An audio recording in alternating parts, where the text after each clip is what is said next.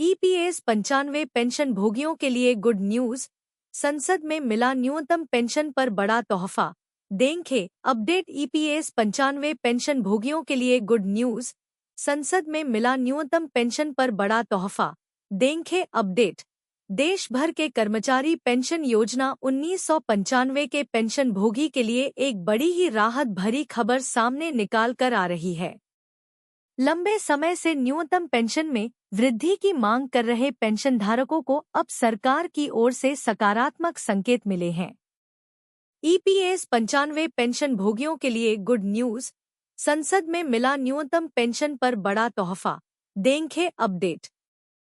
केंद्रीय श्रम और रोजगार मंत्री मनसुख मंडाविया ने पेंशनभोगी के प्रतिनिधियों से मुलाकात कर न्यूनतम पेंशन को बढ़ाकर 7,500 रुपये प्रति माह करने की मांग पर विचार करने का आश्वासन दिया गया है।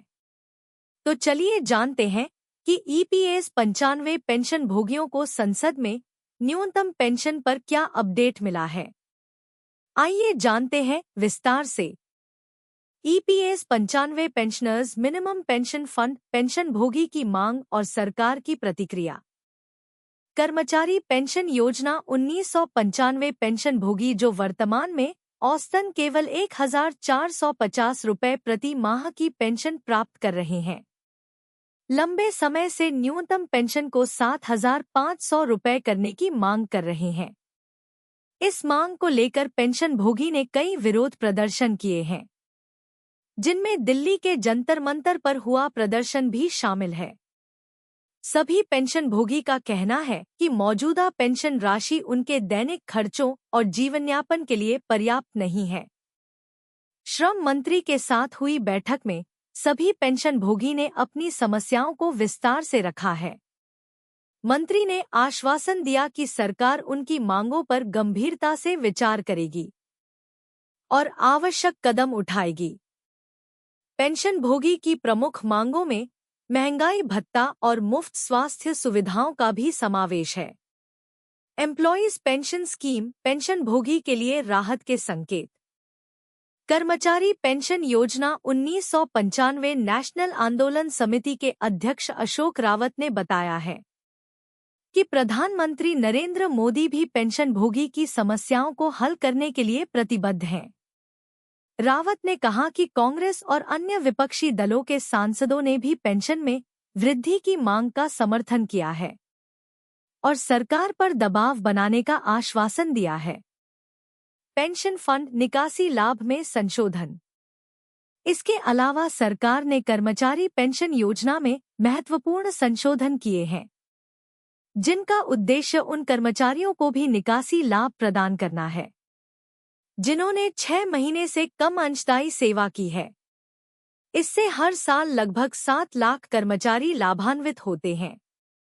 अब सेवा के प्रत्येक महीने के लिए निकासी लाभ की गणना की जाएगी, जिससे कर्मचारियों को अधिक लाभ मिलेगा।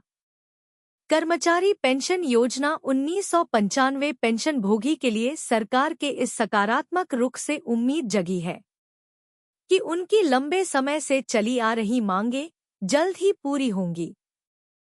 यदि न्यूनतम पेंशन में वृद्धि होती है तो यह लाखों पेंशनधारकों के लिए बड़ी राहत साबित होगी और उनके जीवन स्तर में सुधार लाएगी।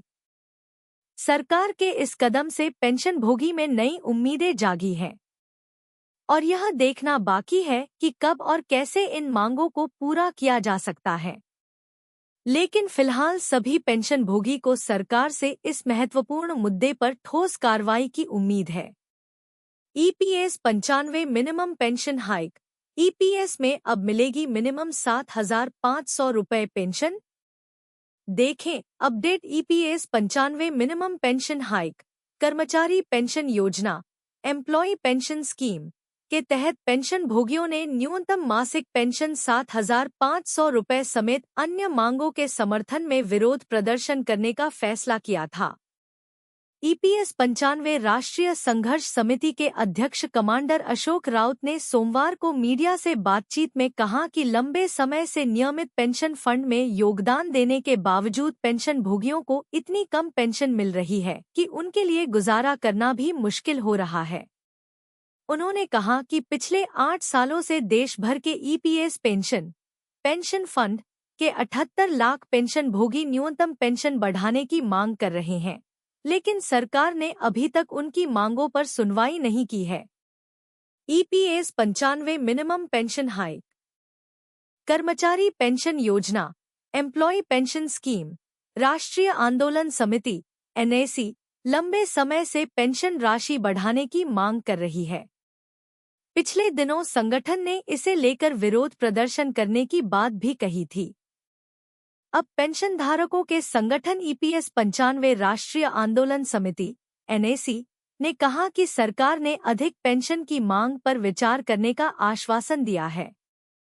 ईपीएस पेंशन फंड के करीब 78 लाख पेंशन भोगी न्यूनतम मासिक पेंशन 7,500 रुपये करने की मांग कर रहे हैं। एम्प्लॉय पेंशन स्कीम में 1,450 रुपये की जगह अधिक पेंशन की मांग। पेंशन भोगियों के संगठन ने एक बयान में कहा कि केंद्रीय श्रम एवं रोजगार मंत्री मनसुख मंडाविया ने उनके प्रतिनिधियों से मुलाकात की। इस दौरान श्रम मंत्री ने आश्वासन दिया कि सरकार उनकी कर्मचारी पेंशन योजना एम्प्लॉय पेंशन स्कीम की मांग को पूरा करने के लिए आवश्यक कदम उठाएगी। यह मुलाकात ईपीएस 95 एनएसी के सदस्यों द्वारा हाल ही में राष्ट्रीय राजधानी में आयोजित विरोध प्रदर्शन के बाद हुई। देश के विभिन्न स्थानों से आए सदस्यों ने यहां सरकार के खिलाफ विरोध प्रदर्शन किया और केवल 1,450 रुपये की औसत मासिक पेंशन की जगह अधिक पेंशन की मांग की। संगठन ने कहा कि करीब 36 लाख पेंशन भोगियों को हर महीने 1,000 रुपये से भी कम पेंशन मिल रही है। समिति के अध्यक्ष अशोक राउत ने कहा, श्रम मंत्री मनसुख मंडाविया ने हमें आश्वासन दिया है कि सरकार हमारी समस्याओं का समाधान निकालने के लिए गंभीर है। उन्होंने कहा कि प्रधानमंत्री भी हमारी समस्याओं का समाधान निकालने के लिए प्रतिबद्ध हैं। उन्होंने कहा कि नियमित ईपीएस पेंशन फंड में दीर्घकालिक योगदान करने के बावजूद कर्मचारी पेंशन योजना एम्प्लॉय पेंशन स्कीम में पेंशन भोगियों को बहुत कम पेंशन मिलती है। EPS 95 minimum pension hike, pension बढ़ाकर 7,500 रुपये करने की मांग। मौजूदा पेंशन राशि से बुजुर्ग दंपतियों का जीवन यापन मुश्किल हो रहा है। उन्होंने कहा कि ईपीएस पेंशन फंड एनएसी ने न्यूनतम पेंशन बढ़ाकर 7,500 रुपये प्रति माह करने की मांग की है, जिसमें महंगाई भत्ता और पेंशन भोगियों के जीवन साथी के लिए मुफ्त स्वास्थ्य सुविधाएं शामिल होनी चाहिए। राउत ने आगे कहा कि कांग्रेस और अन्य विपक्षी दलों के कई सांसदों ने भी संगठन के सदस्यों से मुलाकात की और कर्मचारी पेंशन योजना एम्प्लॉय पेंशन स्कीम में पहले से अधिक पेंशन की मांग को पूरा करने में समर्थन का आश्वासन दिया। एम्प्लॉय पेंशन स्कीम क्या है? ईपीएस पेंशन फंड के तहत आने वाले कर्मचारियों के मूल वेतन का 12% हिस्सा 95 प्रोविडेंट फंड यानी एफडी में जाता है, जबकि कंपनी के 12% हिस्से में से 8.33% हिस्सा कर्मचारी पेंशन योजना एम्प्लॉय पेंशन स्कीम में जाता है। इसके अलावा सरकार भी अपनी तरफ से पेंशन फंड में 1.16% योगदान देती है।